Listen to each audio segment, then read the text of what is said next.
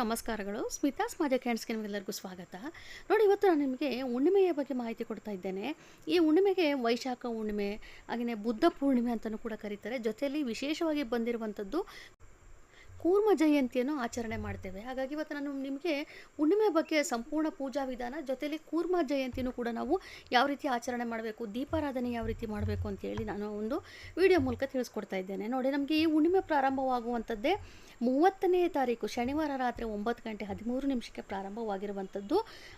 ಅದು ಭಾನುವಾರ ರಾತ್ರಿ 10 ಗಂಟೆ 53 ನಿಮಿಷಕ್ಕೆ ಮುಕ್ತಾಯವಾಗುತ್ತದೆ. ಹಾಗಾಗಿ ನಾವು ಭಾನುವಾರದ ದಿವಸವೇ ನಾವು ಈ ಒಂದು ವೈಶಾಖ ಹುಣ್ಣಿಮೆ ಅಥವಾ ಬುದ್ಧ ಪೂರ್ಣಿಮೆ, ಈ ಒಂದು ಕೂರ್ಮ ಜಯಂತಿಯನ್ನು ಕೂಡ ನಾವು ಅಂದೇ ಆಚರಣೆ ಮಾಡಬೇಕಾಗುತ್ತದೆ. ಅವತ್ತು ಮತ್ತೊಂದು ವಿಶೇಷ ಏನಪ್ಪ ಅಂದರೆ ಸಿದ್ಧಿಯೋಗದಲ್ಲಿ ಬಂದಿರುವಂಥ ಹುಣ್ಣಿಮೆ ಆಗಿರುತ್ತದೆ.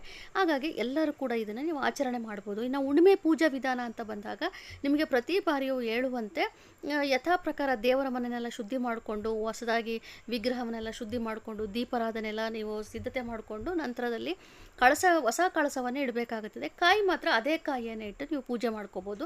ಅವತ್ತು ಸತ್ಯನಾರಾಯಣ ಸ್ವಾಮಿ ಪೂಜೆನೂ ಸಹ ಮಾಡ್ತೇವೆ. ಹಾಗಾಗಿ ಸತ್ಯನಾರಾಯಣ ಸ್ವಾಮಿ ಪೂಜೆ ಮಾಡುವಂಥವರು ಬೇರೆಯೇ ಒಂದು ಕಳಸವನ್ನು ಇಟ್ಟು ಪೂಜೆ ಮಾಡಬೇಕಾಗುತ್ತದೆ. ಸರಳವಾಗಿ ನೀವು ನಿಮ್ಮ ಮನೆ ದೇವರ ಪೂಜೆ ಮಾಡುವಂಥವರು ಅದೇ ಕಳಸವನ್ನು, ಈಗ ದಿನನಿತ್ಯ ಇಡ್ತೀರ ಅದೇ ಒಂದು ಕಳಸವನ್ನು, ಅದೇ ಕಾಯಿಯನ್ನೇ ಇಡಬೇಕು. ಕಳಸ ಮಾತ್ರ ಬದಲಾವಣೆ. ಕಳಸಕ್ಕೆ ಹೊಸ ನೀರನ್ನು ಹಾಕಿ ಅದರಲ್ಲಿ ಆ ನೀರಿನಲ್ಲಿ ನೀವು ಅರಿಲೆ ಇಟ್ಟು ಕಾಯಿಯನ್ನು ಇಟ್ಟು ಮುಖಪದ್ಮ ಇಡೋ ಪದ್ಧತಿ ಇದ್ದರೆ ಮುಖಪದ್ಮವನ್ನು ಇಟ್ಟು ಅದರ ಜೊತೆಯಲ್ಲಿ ಆದಷ್ಟು ಅವತ್ತಿನ ದಿವಸ ಉಳುಮೆ ಆಗಿರೋದ್ರಿಂದ ಮಲ್ಲಿಗೆಯಿಂದ ನೀವು ಅಲಂಕಾರ ಮಾಡಿ ತುಂಬಾ ಒಳ್ಳೆಯದು. ಕೂರ್ಮ ಜಯಂತಿಯು ಕೂಡ ಆಚರಣೆ ಅವತ್ತಿನ ದಿವಸ ಏನಪ್ಪ ಅಂತಂದರೆ, ಈ ಬುದ್ಧ ಪೂರ್ಣಿಮೆ ಅಂತಂದರೆ ಬುದ್ಧನ ಜಯಂತಿ ಅಂತಲೂ ಕೂಡ ಅಂತಾರೆ, ಅಂದರೆ ಬುದ್ಧನ ಹುಟ್ಟಿದ ದಿವಸ ಅಂತಲೂ ಕೂಡ ಅಂತಾರೆ. ಹಾಗಾಗಿ ಒಂದು ವಿಶೇಷ ಸಂಯೋಗದಲ್ಲಿ ಬಂದಿರೋದ್ರಿಂದ ನಿಮಗೆ ಸರಳವಾಗಿ ಹೇಳ್ಬೇಕಂದ್ರೆ ಬುದ್ಧ ಅಂದರೆ ಸ್ಥಿರತೆ ಮತ್ತು ರಕ್ಷಣೆ, ಹಾಗೆ ಕೂರ್ಮ ಅವತಾರ ಅಂತಂದರೆ ಆಶೀರ್ವಾದ ಸಿಗುವಂಥದ್ದು, ದೇವರ ಆಶೀರ್ವಾದ ಸಿಗುವಂಥದ್ದು. ಕೂರ್ಮನ ಅಂದರೆ ವಿಷ್ಣು ಕೂರ್ಮನ ಒಂದು ಅವತಾರ. ಹಾಗಾಗಿ ವಿಷ್ಣುವಿನ ಸಂಪೂರ್ಣ ಅನುಗ್ರಹ ನಿಮಗೆ ಸಿಗುವಂಥದ್ದು, ಜೀವನದಲ್ಲಿ ಸ್ಥಿರತೆ ಮತ್ತು ಸಂಕಷ್ಟ ನಿವಾರಣೆ ಆಗುವಂಥದ್ದು. ಹಾಗಾಗಿ ಅವತ್ತಿನ ದಿವಸ ಮನಸ್ಸು ಜೀವನ ಎರಡೂ ಕೂಡ ಸಮತೋಲನದಲ್ಲಿರುತ್ತದೆ ಅಂತಲೂ ಕೂಡ ಹೇಳಲಾಗುತ್ತದೆ. ಆದಷ್ಟು ಅವತ್ತಿನ ದಿವಸ ನೀವು ಹುಣ್ಣಿಮೆ ದಿವಸ ಕೂರ್ಮ ಜಯಂತಿಯು ಕೂಡ ಇರೋದ್ರಿಂದ ವಿಶೇಷವಾಗಿ ಹಳದಿ ಹೂವು ಮತ್ತು ತುಳಸಿ ದಳವನ್ನು ಅರ್ಪಣೆ ಮಾಡೋದು ಮರಿಬೇಡಿ. ಈಗಾಗಲೇ ದೀಪಾರಾಧನೆ ಅಂತ ಹೇಳಿದ್ದೇನೆ. ಆ ದೀಪಾರಾಧನೆ ಅಂತ ಬಂದಾಗ 2 ತುಪ್ಪದ ದೀಪವನ್ನು ತೆಗೆದುಕೊಳ್ಳಿ, ಅದನ್ನು ನೀವು ತುಳಸಿಯಿಂದನೇ ಅಲಂಕಾರ ಮಾಡಿ ನಿಮ್ಮ ಮನೆಯಲ್ಲಿ ವಿಷ್ಣು ಅಥವಾ ವೆಂಕಟೇಶ್ವರ ಸ್ವಾಮಿ ಫೋಟೋ ಇತ್ತು ಅಂದರೆ ಫೋಟೋ ಇಡಿ. ಹಾಗೆ ಆಮೆ ಕೂಡ ಇಟ್ಟು ಪೂಜೆ ಮಾಡ್ಕೊಳ್ಳಿ. ಈಗ ನಿಮ್ಮ ಮನೆಯಲ್ಲಿ ನೀವೇನಾದ್ರೂ ತುಂಬ ದಿವಸದಿಂದ ಆಸೆ ಇಟ್ಕೊಂಡಿದ್ರೆ, ಹೊಸದಾಗಿ ನೀವು ಆಮೆ ತೆಗೆದುಕೊಂಡ್ಬರ್ಬೇಕು ಅಂತ ಅಂದ್ಕೊಂಡಿದ್ರೆ, ಈ ಒಂದು ಸಮಯದಲ್ಲಿ ನೀವು ಆಮೆಯನ್ನು ಕೂಡ ನೀವು ತೆಗೆದುಕೊಂಡು ಬಂದು ದೇವರ ಮನೆಯಲ್ಲಿ ಇಟ್ಟು ಪೂಜೆ ಮಾಡ್ಬೋದು ಅಥವಾ ಹಾಲ್ನಲ್ಲಿ ಇಡ್ಬೋದು. ಇದ್ರ ಬಗ್ಗೆ ಈಗಾಗಲೇ ನಾನು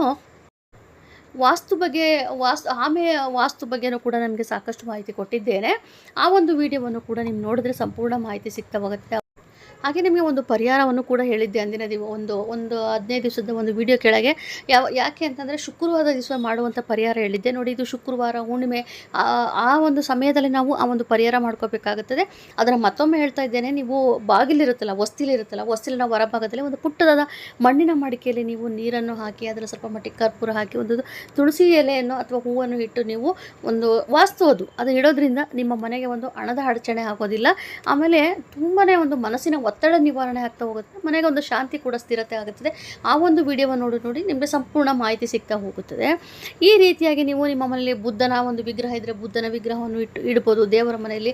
ಕೆಲವರು ಬುದ್ಧ ಜಯಂತಿ, ತುಂಬ ಜನ ಮನೆಗಳಲ್ಲಿ ಬುದ್ಧ ಜಯಂತಿನೂ ಕೂಡ ಆಚರಣೆ ಮಾಡ್ತಾರೆ. ನಿಮಗೆ ಆ ಪದ್ಧತಿ ಇಲ್ಲ ಅಂತಂದರೆ ನೀವು ಸರಳವಾಗಿ ವಿಷ್ಣು ಅಥವಾ ವೆಂಕಟೇಶ್ವರ ಸ್ವಾಮಿ ಫೋಟೋ ಇಟ್ಟು, ಆಮೆ ಇದ್ದರೆ ಆಮೆಯನ್ನು ಇಟ್ಟು ನೀವು ಒಂದು ತುಳಸಿ ಮಾಲೆಯನ್ನು ಹಾಕಿ, ವಿಶೇಷವಾಗಿ ಅವತ್ತೊಂದು ದಿವಸ ನಾವು ಸತ್ಯನಾರಾಯಣ ಸ್ವಾಮಿ ಪೂಜೆನೂ ಸಹ ಮಾಡೋದ್ರಿಂದ ಸಿಹಿ ಸಜ್ಜಿಗೆ ಮಾಡಿದ್ರೆ ತುಂಬಾ ಒಳ್ಳೆಯದು, ಪ್ರಸಾದ ಅಂತೇಳಿ. ಸಿಹಿ ಸಜ್ಜಿಗೆ ಅಥವಾ ಕೇಸರಿ ಬಾತು ಅದನ್ನು ಅಷ್ಟನ್ನು ಕೂಡ ನೀವು ದೇವರಿಗೆ ನೈವೇದ್ಯ ಮಾಡಿ ಕಾಯಿಯನ್ನು ಹೊಡೆದು ಮಂಗಳಾರತಿಯನ್ನು ಮಾಡ್ಕೋಬೋದು. ಇದಿಷ್ಟು ನೀವು ಅವತ್ತಿನ ದಿವಸ ಹುಣ್ಣಿಮೆ ಪೂಜೆ ಮಾಡುವಂಥದ್ದು. ಹಾಗಾಗಿ ಅದ್ರ ಜೊತೆಯಲ್ಲಿ ನೀವು ದೇವಸ್ಥಾನಕ್ಕೆ ಹೋಗೋದನ್ನು ಮರಿಬೇಡಿ. ಪ್ರತಿ ಒಂದು ದೇವಸ್ಥಾನದಲ್ಲೂ ಕೂಡ ಸತ್ಯನಾರಾಯಣ ಸ್ವಾಮಿ ಪೂಜೆ ಮಾಡ್ತಾ ಇರ್ತಾರೆ. ಅಲ್ಲಿಯೂ ಸಹ ನೀವು ಹೋಗಿ ನಿಮ್ಮ ಹೆಸರಲ್ಲಿ ಒಂದು ಪೂಜೆ ಮಾಡಿಕೊಂಡು ಪ್ರಸಾದವನ್ನು ತೆಗೆದುಕೊಂಡು ಬಂದು ನಿಮ್ಮ ಕುಟುಂಬ ಸಮೇತ ನೀವು ತೆಗೆದುಕೊಳ್ಳೋದ್ರಿಂದ ತುಂಬಾ ಕಷ್ಟ ಪರಿಹಾರ ಮಾಡ್ಕೊಳ್ತೀರಿ. ತುಂಬಾ ಒಳ್ಳೆಯದಾಗ್ತಾ ಹೋಗುತ್ತದೆ. ಸೊ ಇನ್ನು ಪೂಜಾ ಸಮಯ ಅಂತ ಬಂದಾಗ ಭಾನುವಾರ ನಮಗೆ ರಾಹುಕಾಲ ಪ್ರಾರಂಭ ಆಗೋದೇ ಮಧ್ಯಾಹ್ನದ ಮೇಲೆ. ಹಾಗಾಗಿ ಬೆಳಗ್ಗೆ ನೀವು, ಇದು ನಮಗೆ ಶನಿವಾರ ರಾತ್ರಿನೇ ಹುಣ್ಣಿಮೆ ಪ್ರಾರಂಭ ಆಗೋದ್ರಿಂದ ನೀವು ಭಾನುವಾರ ಬೆಳಗ್ಗೆ ಅರ್ಲಿ ಮಾರ್ನಿಂಗ್ ಅಂದರೆ ಬ್ರಾಹ್ಮಿ ಮುಹೂರ್ತದಲ್ಲೂ ಕೂಡ ಪೂಜೆ ಮಾಡ್ಕೋಬೋದು. ಒಂದು ಪಕ್ಷ ಆಗದೆ ಹೋದಾಗ ಕೊನೆ ಪಕ್ಷದಲ್ಲಿ ಒಂದು 8 ಗಂಟೆ 9 ಗಂಟೆ ಒಳಗಾದರೂ ನೀವು ಪೂಜೆ ಮಾಡ್ಕೊಳ್ಳಿ. ಸೊ ಇವತ್ತು ನಾನು ನಿಮಗೆ ಕೊಟ್ಟಿರೋಂಥ ಮಾಹಿತಿಗೆ ದಯವಿಟ್ಟು ಆದಷ್ಟು ಶೇರ್ ಮಾಡಿ, ಲೈಕ್ ಮಾಡಿ, ಕಮೆಂಟ್ ಮಾಡಿ, ಹಾಗೆಯೇ ಸಬ್ಸ್ಕ್ರೈಬ್ ಮಾಡ್ಕೊಳ್ಳಿ. Thank you.